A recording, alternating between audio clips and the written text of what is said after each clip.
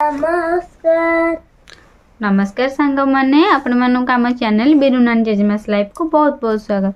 आपण मैंने जदि आम चैनल नुआ चैनल को सब्सक्राइब कर दिखाँ जब सब्सक्राइब कर वीडियो कंटिन्यू करूँ भल लगे लाइक कमेंट शेयर करने को जमार भी भूलें। तो आपण मैंने समस्त केमी अच्छा आशा कर समस्त भल रुहतु खुशी रुहतु। चलते स्टार्ट करवा आज पाठ। आज आम पढ़ा हस खुशी बहिर द्वितीय श्रेणी हस खुशी बहिर खरा वर्षा शीत विषयर क्वेश्चन आंसर बा प्रश्न उत्तर। चलंतु आरंभ करवा।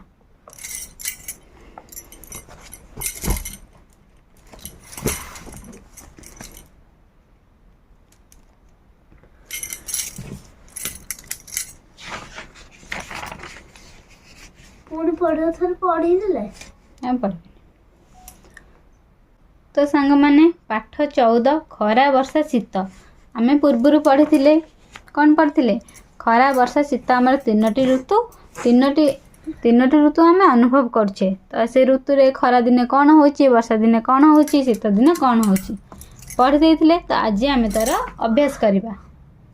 एक रे अछि कौन आस पढ़िबा और लेखिबा। मुक्त मुक्त रक्त रक्त भक्त भक्त शक्ति शक्ति युक्त युक्त विभक्त विभक्त विद्युत शक्ति सप्तफेणी डाक्तर डाक्तर युक्ताक्षर हस्ताक्षर प्राप्त पत्र वज्रकाप्ता सप्ताह दप्तर तृप्त प्राण हस्ती हस्त दस्ता प्रस्ताव पुस्तक शून्य हस्त विश्वस्त आश्वस्त। दुई नंबर आमर अच्छी तापर से अच्छी कौन चित्र देख परिबा डाला पाखरे परिबा नाम लेख फल डाला पाखरे फलर नाम लेख। तो परिबा डाला पाखरे कौन कौन लिखा आम टमाटो अमृतभंडा बंधाकोबी फूलकोबी मूला कखारू कांकड़ भेंडी बैगण लंका कलरा परिवार रखिले। फल कौन रखा सेओ काशीकोली तरभुज कदली पिजुली अंगूर है परिवार डाला फल डाला आम लिखिले। तापर 2 नंबर देछि पढ़िबा लिखिबा और मन रखिबा। साधुर लक्षण कौन ईश्वर भक्ति दुग्ध पान कले बढ़ई शक्ति एटा मन रखिबा। देश पुराण पढ़ी पारे साधुर लक्षण ईश्वर भक्ति दुग्ध पान कले बढ़ई शक्ति दिया है। साधुर लक्षण ईश्वर भक्ति ता पाखरे कौन लिखिबो देखो दुग्ध पान कले बढ़ई शक्ति। तले दि जाइथिबा अक्षर गुड़िक नहीं शब्द गढ़ और बाक्सरे लेख।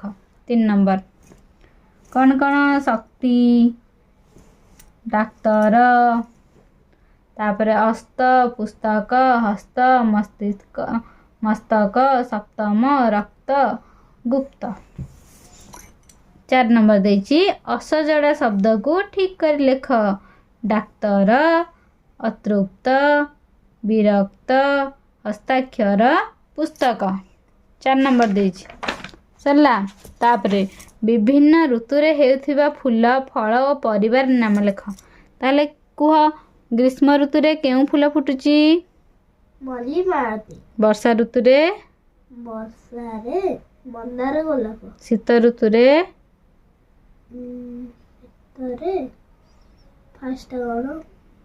हम जो फुटिची बारीपटे को फूल फुटी गेंडू फूल टगर।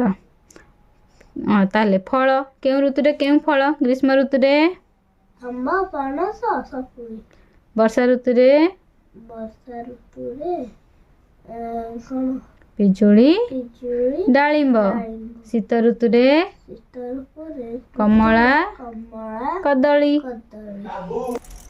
तापरे केउ ऋतु रे केउ परिबा हमर होची ग्रीष्म ऋतु रे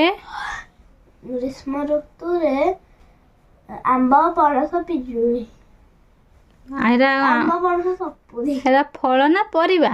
ପରିବା କ'ଣ ହେଉଛି? କଖାରୁ, ବାଇଗଣ।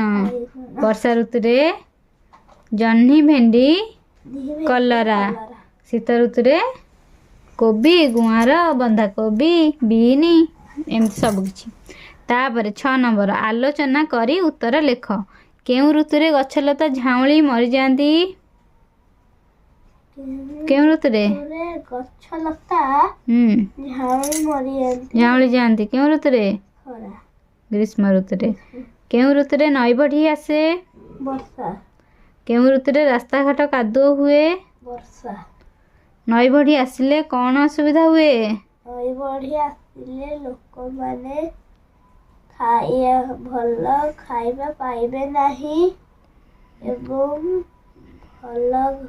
ଘରେ ଭଲରେ ରହିପାରିବେ ନାହିଁ। ଘର, ପଶୁ, ଜିନିଷପତ୍ର ଭାସିଯିବ। ପାଠ ପଢ଼ିବାରେ ଅସୁବିଧା ହେବ। ରହିପାରିବାନି, ଖାଇପାରିବାନି, କିଛି କରିପାରିବାନି, ହଇରାଣ ହେବା। ଆମେ ମୁଖ୍ୟତଃ କେତୋଟି ଋତୁ ଅନୁଭବ କରୁ ଓ କ'ଣ? କେତୋଟି ଋତୁ ଅନୁଭବ କରିବା କ'ଣ? ଗ୍ରୀଷ୍ମ, ବର୍ଷା, ଶୀତ। କେତୋଟି ହେଲା? ଆମେ ମୁଖ୍ୟତଃ 3ଟି ଋତୁ ଅନୁଭବ କରୁ। ସେଗୁଡ଼ିକ ହେଲା ଗ୍ରୀଷ୍ମ ଋତୁ, ବର୍ଷା ଋତୁ ଆଉ ଶୀତ ଋତୁ। କେଉଁ ଋତୁରେ ବେଶୀ ପରିବା ମିଳେ? ବର୍ଷା ଋତୁରେ ବେଶୀ ପରିବା ମିଳେ। କେଉଁ ଋତୁରେ ଆମ୍ବ ଓ ପଣସ ପାଚେ? ଗ୍ରୀଷ୍ମ ଋତୁରେ ଆମ୍ବ ଓ ପଣସ ପାଚେ। 7 ନମ୍ବର, ଋତୁ ସହ ସମ୍ପର୍କ ଥିବା କାମକୁ ଯୋଡ଼। ବର୍ଷା ଋତୁରେ କ'ଣ ହୁଏ? ଧାନ ଗଛ ଉଠି ବିଲ ସବୁଜ ଦିଶେ, ମୟୂର ଆନନ୍ଦରେ ନାଚେ। ଗ୍ରୀଷ୍ମ ଋତୁରେ ଧାନ ବୁଣିବା ପାଇଁ ଭୂମି ହଳ କରାଯାଏ, ପଶୁପକ୍ଷୀମାନେ ଅଧିକ କଷ୍ଟ ପାଆନ୍ତି। ଶୀତ ଋତୁରେ ଧାନ ଅମଳ ହୁଏ, ବେଙ୍ଗ ମାଟି ତଳେ ଲୁଚି ରହେ। ଏବେ ବେଙ୍ଗକୁ ବେଶୀ ଦେଖୁଛୁ? ବେଶୀ ନାହାନ୍ତି। ଖରାଦିନେ ବେଶୀ ବେଙ୍ଗ ବାହାରିବେ ନା। ତାପରେ 8 ନମ୍ବର, ଖାଲି ଘର ପୂରଣ କର। ନଈ ପୋଖରୀ ଡ୍ୟାସ୍ ଋତୁରେ ଶୁଖିଯାଏ? ନଈ ପୋଖରୀରେ ଡ୍ୟାସ୍ ଋତୁରେ ପାଣି ଗୋଳିଆ ଦେଖାଯାଏ? ପକ୍ଷୀମାନେ ଡ୍ୟାସ୍ ଋତୁରେ ଅଧିକ ଶୀତ ହେଉଥିବା ସ୍ଥାନରୁ ଅଳ୍ପ ଶୀତ ହେଉଥିବା ସ୍ଥାନକୁ ଉଡ଼ିଯାଆନ୍ତି। ଲୋକମାନେ ଡ୍ୟାସ୍ ଋତୁରେ ବଣଭୋଜି କରିବା ପାଇଁ ଆଗ୍ରହୀ ହୁଅନ୍ତି?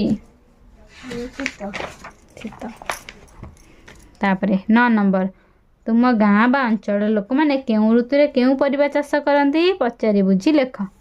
ଗ୍ରୀଷ୍ମ ଋତୁରେ ବାଇଗଣ, କଖାରୁ। ବର୍ଷା ଋତୁରେ ଭେଣ୍ଡି, ଜହ୍ନି, କାକୁଡ଼ି। ଶୀତ ଋତୁରେ ଫୁଲକୋବି, ବନ୍ଧାକୋବି, ଶିମ୍ବ, ବିନ୍, ଗୁଆଁର ଆଦି ଚାଷ କରନ୍ତି। ତାପରେ ତୁମ ଗାଁ ଅଞ୍ଚଳର ଲୋକମାନେ କେଉଁ ସମୟରେ ଧାନ ବୁଣନ୍ତି ଓ ଧାନ ଅମଳ କରନ୍ତି? ବର୍ଷା ଋତୁର ଆରମ୍ଭରୁ ଧାନ ବୁଣାଯାଏ ଓ ଶୀତ ଋତୁରେ ଧାନ ଅମଳ କରାଯାଏ। ଅମଳ କରାଯାଏ, ଅମଳ ହୁଏ, ସବୁକିଛି। 10 ନମ୍ବର, ତୁମ ବଗିଚାରେ କେଉଁ ଋତୁରେ କେଉଁ ଫୁଲ ଫୁଟୁଛି ଲକ୍ଷ୍ୟ କରି ଲେଖ। ଋତୁର ନାମ। ଗ୍ରୀଷ୍ମ ଋତୁରେ କେଉଁ ଫୁଲ ଫୁଟୁଛି? ଗ୍ରୀଷ୍ମ ଋତୁରେ ଫୁଟୁଛି ମଲ୍ଲି ମାଳତୀ। ବର୍ଷା ଋତୁରେ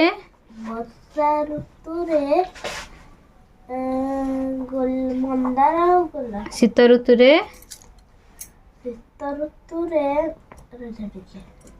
ଗେଣ୍ଡୁ। ଗରେ ହର୍ଷେଇ ଆଉ କେମିତି ଦେଇଛୁ? ଗରେ ଏକାର ତ ଗେଣ୍ଡୁ ଆଉ ଟଗର। ତାପରେ 11 ନମ୍ବର ଦେଇଛି, ଆସ ଗାଇବା ଓଡ଼ିଆ ମାସ ଓ ଋତୁମାନଙ୍କୁ ଲେଖିବା। ତ ଗୀତ ତମେ ଜାଣିଛ, ଏଥର ଗାଅ।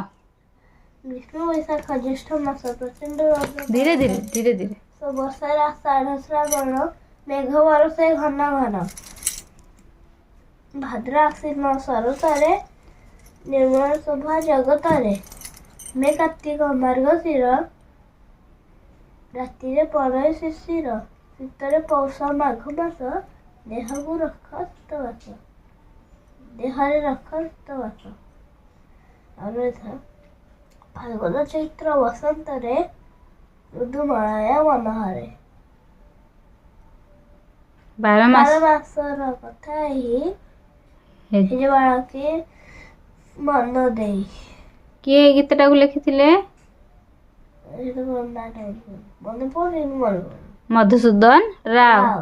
ତ ଆମେ ଜାଣିଲେ 12 ମାସ ଆଉ 6 ଋତୁ